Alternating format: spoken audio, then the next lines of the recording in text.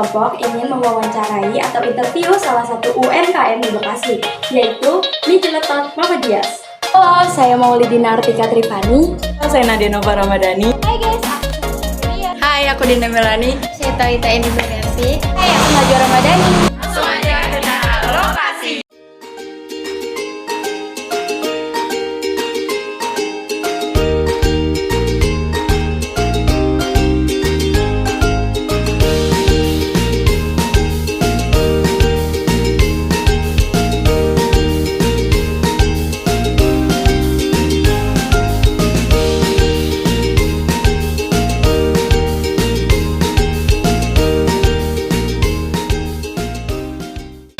Halo semuanya, hari ini kita udah ketemu nih sama salah satu wirausahawan yang ada di Bekasi yang tadi sudah kita kenalkan. Ada Teteh Mardia. Iya. Terima kasih ya sebelumnya Teh sudah mau kita wawancara. Iya. Kebetulan kita ada tugas kewirausahaan nih. Teteh berkenan ya untuk kita wawancarai. Iya. Terima kasih sebelumnya. Nah, fun fact-nya nih guys, Teteh Mardia ini adalah salah satu alumni dari sekolah kita, angkatan Bener banget. Angkatan 2005 mungkin kalian masih kelas TK apa? Baru lahir malah. Baru umur 1 tahun. Iya. Sama mater dari Manggala dari kelasku ternyata. Iya. Oke, langsung aja ya Teh ke pertanyaan pertama. Iya. Apa sih latar belakang Teteh memilih jenis usaha ini? Sebenarnya ini tuh apa ya, nggak direncanakan, kayak cuma sekedar hobi yang menghasilkan gitu. Kan sebelumnya Teteh punya anak, jadi gimana caranya biar di rumah tuh ya menghasilkan dari hobi gitu. Kebetulan Teteh tuh sukanya bikin cemilan kayak gitu, kenapa enggak nih ada nilai jualnya, kenapa enggak mencoba dijual gitu. Ternyata dari hobi itu menghasilkan dan bisa seperti sekarang. Berarti di rumah bisa ngasihin juga, tapi Betul. bisa bersama juga. Dan satu yang paling penting itu dari hobi. Jadi kita tuh dari hobi bisa menghasilkan. Ini udah pertanyaan kedua ya Teh. Prospek usaha Teteh ini mau kayak gimana, harapan ke depan? Harapan kedepannya sih pengennya buka cabang, pengennya. Cuma kan hal itu nggak gampang ya, dari misalkan kita tempatnya kayak gimana. Jadi kan emang karena tempat ini kalian tahu kan di dalam banget, di dalam perkampungan. Pengennya sih yang agak lebih strategis, kayak lebih ramai, kayak di pusat kota. Cuma itu sih masih ya prospek lah, masih rencana kayak gitu. Tapi sejauh ini walaupun di dalam kayak gini, pengunjung warung Teteh tuh banyak juga. Itulah keajaiban kekuatan sosmed kayak gitu ya, karena Teteh kayak gini-gini juga nggak gaptek nih, masih main nih Instagram dan lain-lain, dan ternyata dari Instagram itu bisa merembet ke YouTuber, apa banyak yang komen, banyak YouTuber datang kayak gitu kan. Iya. Gimana sih Teteh cara menghadapi saingan kan? Ini kan jualan Teteh kan juga nggak banyak kan, yang nggak sedikit yang Iya, jual, benar, pasti benar, banyak benar, banget. benar. Nah itu Teteh cara mengeluarkan solusi itu gimana menghadapi saingan? Mungkin menghadapi saingan kayak gini ya, kalau makanan Teteh kan berbau pedas semua nih, pedas semua. Kan harga cabai tuh naik turun, bahkan seringnya naik. Cuma walaupun harga bahan bakunya naik, Teteh tuh selalu mempertahankan kualitas, nggak pernah mengurangi pedesnya apa. Jadi orang tuh mau cabai mahal, mau apa. Jadi saingan kan ada, kalau kita nggak tahu, kalau mereka nggak berani beli bahan. Tapi kalau kita tuh benar-benar mempertahankan kualitas, jadi tuh nggak bakalan mengurangi rasa kayak gitu. Tapi Teteh nggak takut misalkan inflasi nih, harga cabai naik tadi yang Teteh bilang, tapi Teteh nggak takut misalkan nanti ada kerugian gitu. Kayak gitu udah ada solusinya. Sebelumnya kita banyak riset lagi, oh pakai cabai jenis apa ya, kayak gini tuh kita udah dapet kuncinya, dan salah satunya jadi resep rahasia gitu yang saingan lain belum punya, belum tahu gitu resep ini gitu. Jadi ada resep rahasianya nih. Keren banget Teteh Mardia. Langsung ya Teh ke pertanyaan keempat. Ya. Pemilihan tempat usaha, kenapa sih Teteh memulai usaha ini tuh di depan rumah Teteh? Ya karena balik lagi kayak gitu, hobi yang menghasilkan, dan prinsip Teteh tuh gini, tuh duit tuh biar nyamperin kita gitu, nggak perlu kita yang keliling-keliling, ngerti nggak? Kayak gitu, jadi kayak yang kita di rumah nunggu pelanggan sambil bisa ngomong anak, ngurusin rumah, kayak gitu kan basicnya kan emang Teteh sebagai ibu rumah tangga. Mungkin tadinya kan emang pekerja karyawan, tapi setelah punya anak fokusnya ke anak dan rumah. Jadi gimana caranya nih di rumah bisa menghasilkan sambil bisa urus anak, urus rumah. Jadi ke-handle semuanya kayak gitu. Keren banget nih guys. Tangan dong. Jangan dong. Jadi tepuk tangan deh. Langsung aja ya ke pertanyaan kelima teh. Penjualan dengan cara online atau offline? Jadi berproses ya, sebelumnya tuh nggak langsung gede begini. Awalnya tuh dari dalam rumah, mulai dari tetangga, mulut ke mulut. Justru target utama Teteh tuh emang anak sekolah kan. Cepet banget tuh main di sosmed, dari Instagram follow, terus di post, Teteh repost lagi cepet banget tuh di situ. Di media pertama nambah sedikit, agak luas lagi. Sedangkan kita untuk lebih berpikir lebih maju lagi, ikutin teknologi, ikutin requestan dari pelanggan, makanya Teteh inisiatif untuk online. Dan sekarang alhamdulillah udah berjalan 3, ada di GoFood, GrabFood, dan ShopeeFood. Dan itu berproses semua, nggak langsung rame nih gini-gini, enggak, ada kendalanya juga, ada kadang sepi, ada kadang rame gitu sih ya. Oke, langsung ya teh ke pertanyaan ke-6. Bahan baku dan biaya operasional. Bahan baku apa sih yang paling Teteh istilahnya tuh paling sering dibeli? Terus biaya operasional apa yang paling sering Teteh keluarkan, seperti listrik atau air, wifi?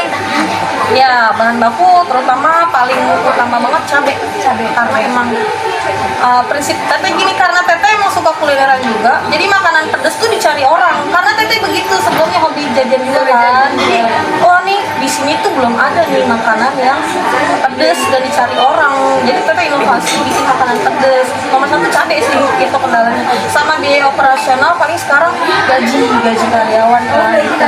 Iya, kebetulan sekarang udah ada 3, bisa kalau rame bisa 4-5 orang. Kalau untuk air dan listrik kayaknya standar sih, nggak terlalu yang gimana. Paling yang sekarang sih biaya bahan bakunya tuh kayak nomor 1 cabai sih nomor 1, sama paling biaya yang agak lumayan ya itu paling bayar karyawan. Berarti keren banget nih guys, di rumah tapi bisa gaji 3 karyawan sekaligus. Ya, kalau itu bisa 4-5 orang ya. Weekend, khusus weekend ada tambahan karyawan. Karena sekarang banget guys.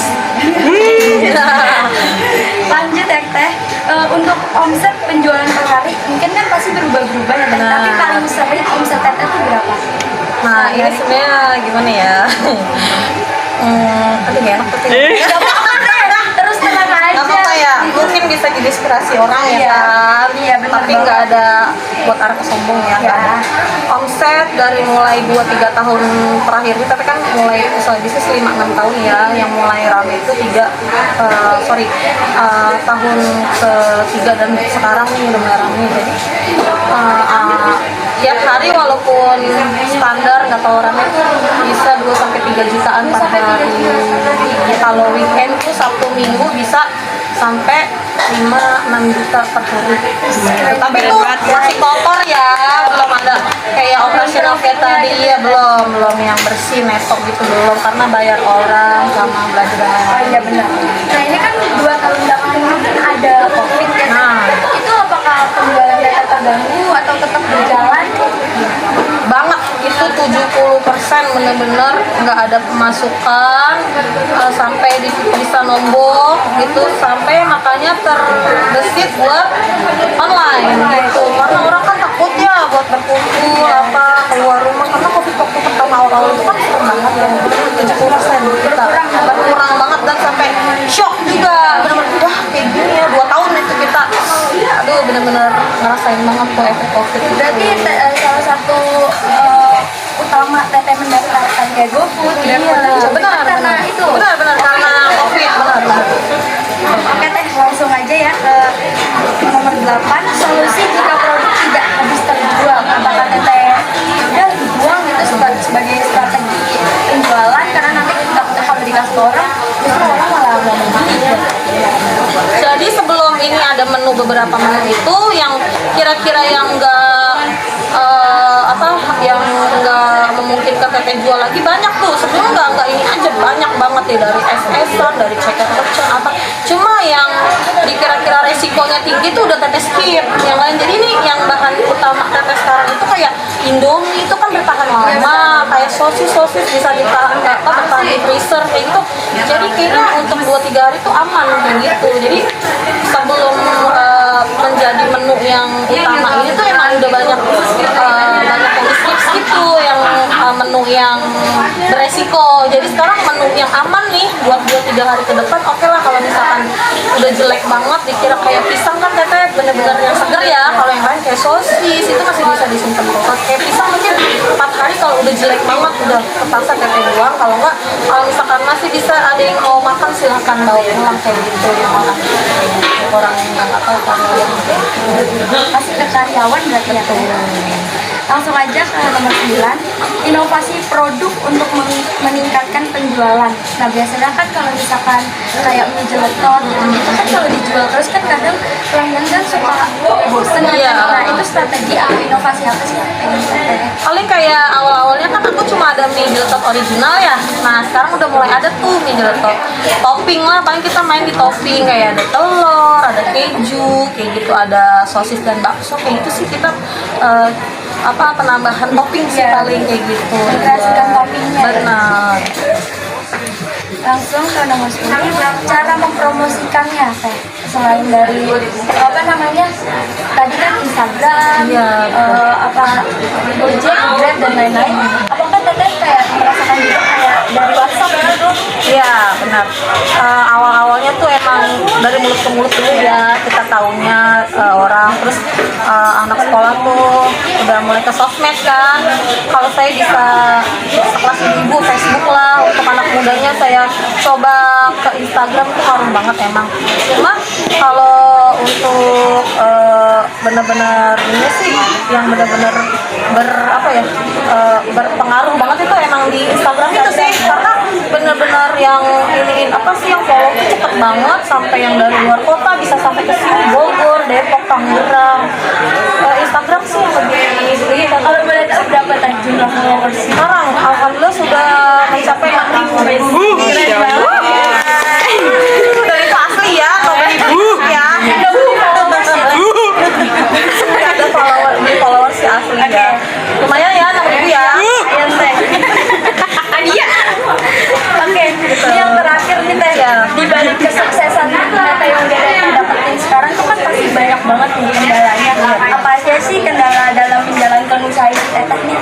Paling tuh teteh tuh ya teknologi sih. Teteh udah udah emak-emak nih ya, walaupun emak-emak milenial ya, kadang kendalanya tuh ada di teknologi. Gaptek itu teteh salah satunya tuh lumayan gaptek, jadi tuh harus banyak belajar kayak bikin desain sendiri, coba-coba bikin desain sendiri, menu apa kayak gitu sih yang paling kendalanya. Itu sih kendalanya kayak teknologi ya, kadang suka ini tuh harus begini kayak gitu sih.